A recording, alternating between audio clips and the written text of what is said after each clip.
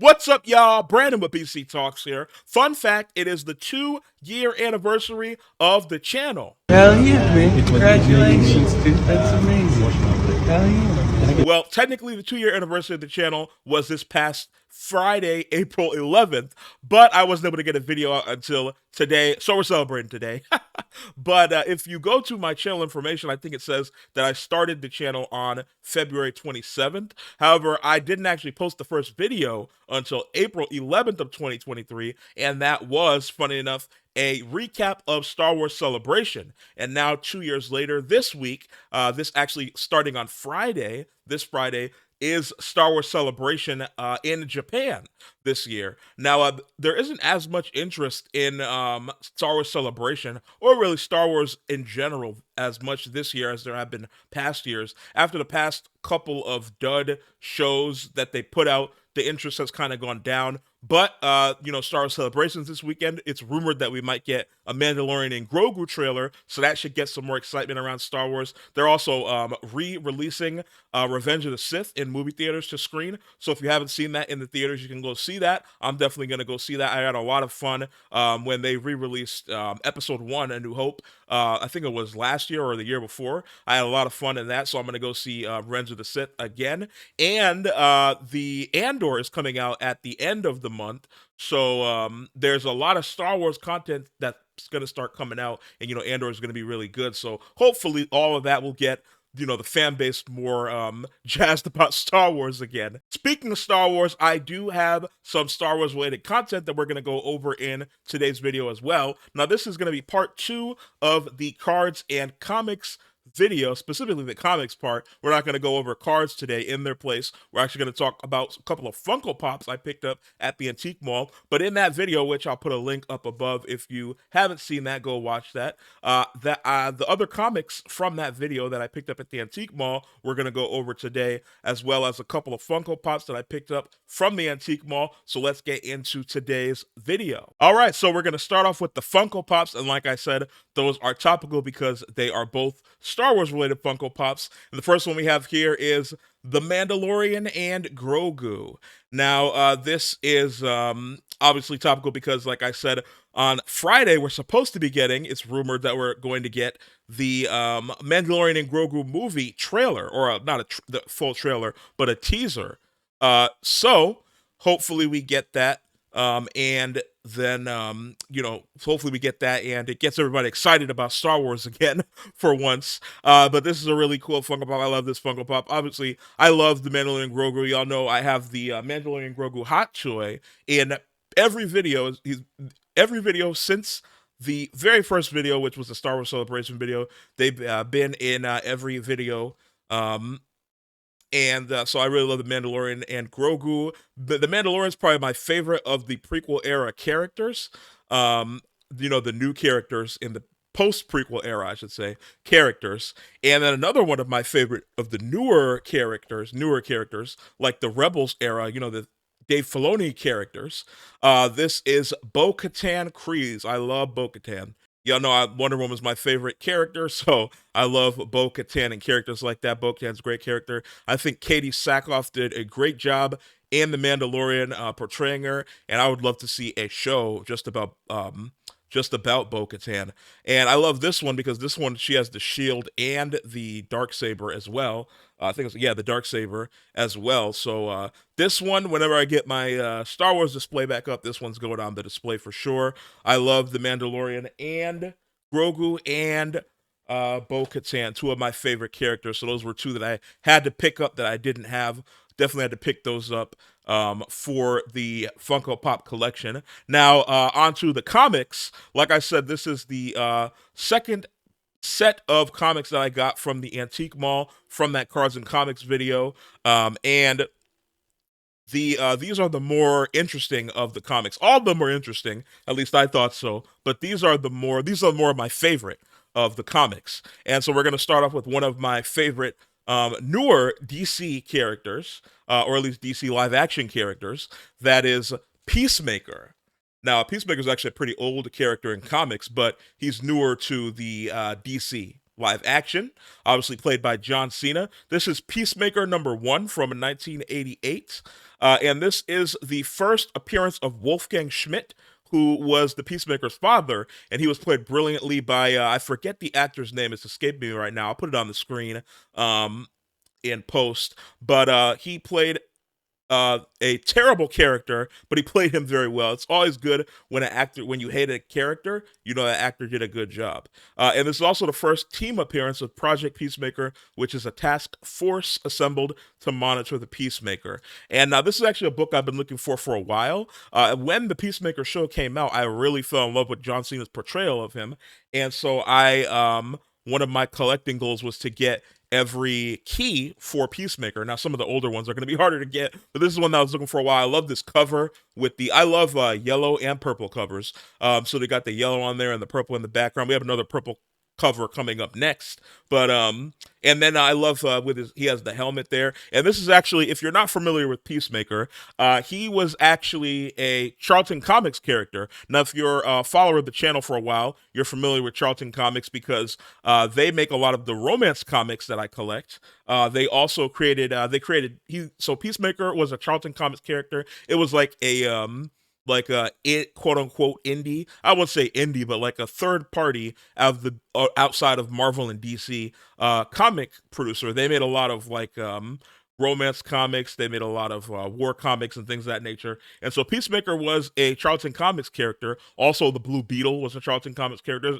There's a lot of Charlton Comics characters like that. But then Charlton Comics was going out of business selling their characters. So DC bought a lot of the Charlton Comics characters, and then in Crisis on Infinite Earths in the mid 80s, which was the event that basically destroyed all the worlds and consolidated them into one, it was like a 10 or 12 issue event. I can't remember off the top of my head now, but it consolidated all the worlds into one and put all the characters into one universe. So Charlton Comics, all the Charlton Comics characters that DC bought after post-crisis, we call it in the comic collecting world, if you know.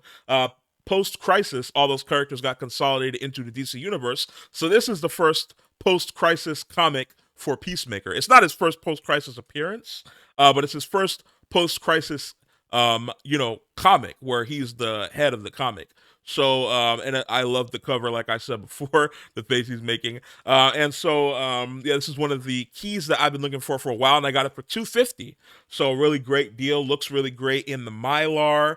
And when it's in the Mylar, it's shot, the lights, you can barely see because of the lights, but that is a great comic. And then this is kind of related by way of the live action.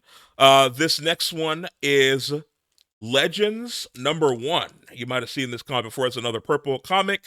This is the first appearance of Amanda Waller, who is the director of the Suicide Squad. Now, if you know, Amanda Waller in live action, she was in the Suicide Squad, the James Gunn movie, and then she was obviously had a big role in the Peacemaker series, and she's going to be she's played by Viola Davis, the great Viola Davis, and she's going to be continuing on in James Gunn's DCU as Amanda Waller.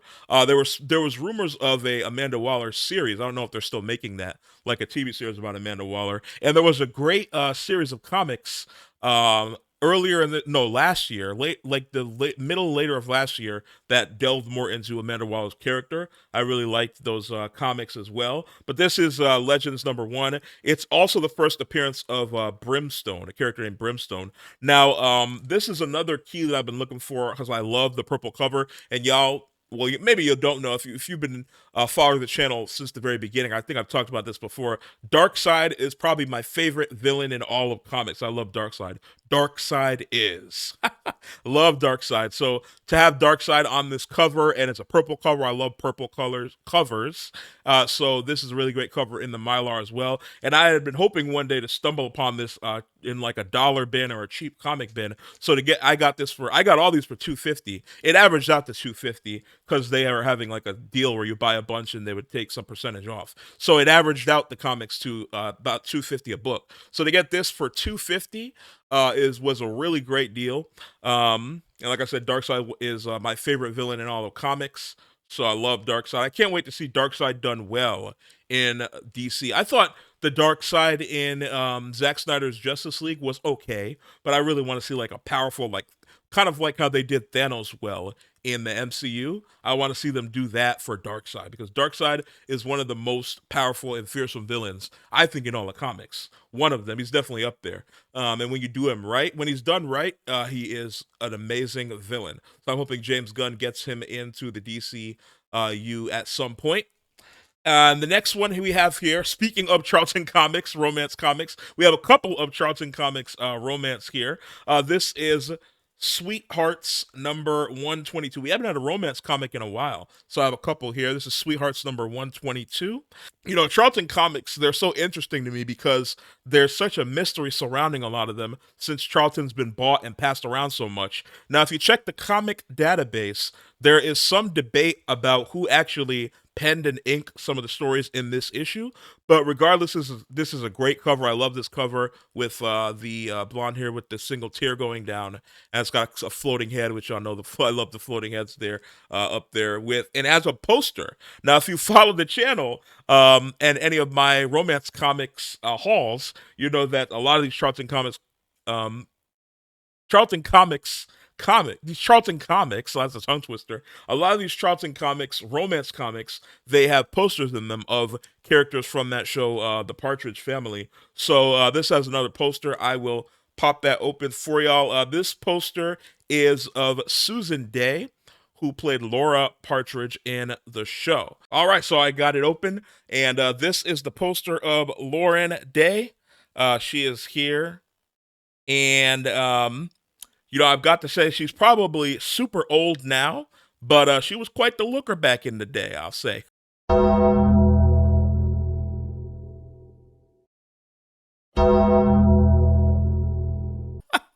But although you know, she might be old now, I don't know how old she was in the show. I should probably look that up. Hold up. Wait a minute. Okay, so I looked it up, and Susan was actually 17 when she got the part. Yikes. But she did turn 18 shortly after she got the part for the show. I'm not sure how old she was in this poster or in the picture that I put up. But yeah, let's move on. Certified lover boy, certified pedophiles. Wop, wop, wop, wop, wop. But yeah, anyway, this is a I love Charlton Comics romance, and they a lot of them seem to have posters of characters from the Partridge Family. I am not as familiar with the Partridge Family. I only know them because of the Charlton Comics romance books. I don't know how many characters were on that show because it seems like every other Charlton Comics romance book has a poster of someone from that show. So that show must have had a lot of characters because it seems like every single one I get, there's a poster of a character from that show. But the last book we have here, this one also has a poster in it. This is Romantic Story number 126. And this one, we actually do have some information on the comic. The cover was done by Art Capello, who did a lot of these covers for Charlton Comics romance and just Charlton Comics in general. He did a lot of the covers, Art Capello. And it contains stories by Don Sherwood. Art Capello wrote some of the stories, Charles Nicholas, and Vince Alcacia, and possibly Joe Gill, according to the comic book database. And like I said, this one also has a poster, pin-up poster of a Partridge Family member. I don't know how many characters there were on the show because every single book I get of Charlton Comics romance seems to have a poster of a character from the show. This one is of Dave Madden, who played Reuben Kincaid on the show. Here is the poster of Dave Madden, not John Madden. This is Dave Madden. I don't believe they're related, but you never know.